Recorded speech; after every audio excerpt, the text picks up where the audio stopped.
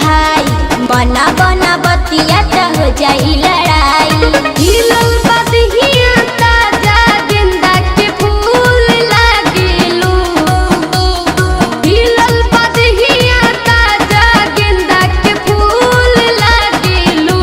ए भैया के साली हो क्या बड़ी ब्यूटीफुल लागिलू। अच्छा भैया के साली हो बड़ी ब्यूटीफुल लागिलू। ओए होए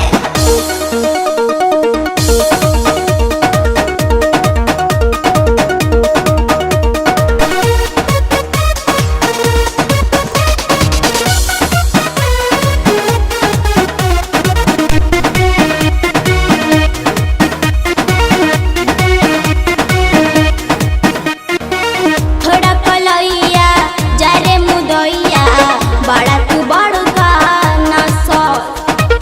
देखी के हहरत बानिए रानी, चहल जवानी के फसल, चहल जवानी के फसल।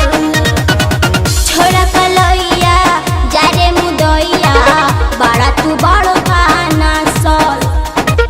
देखी के हहरत बानिए रानी, चहल जवानी के फसल।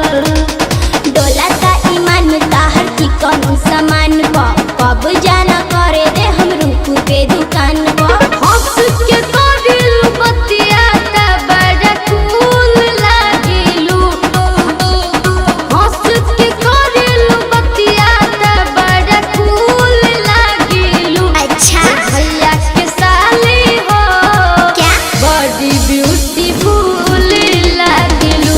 ए भैया के साली हो बड़ी ब्यूटीफुल लागिलू, अच्छा बड़ी ब्यूटीफुल लागिलू।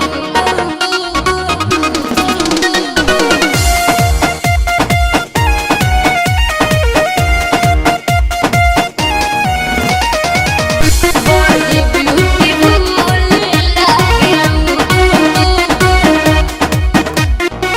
सुन मनीष बरत खीस, जाला जब भी पटबी।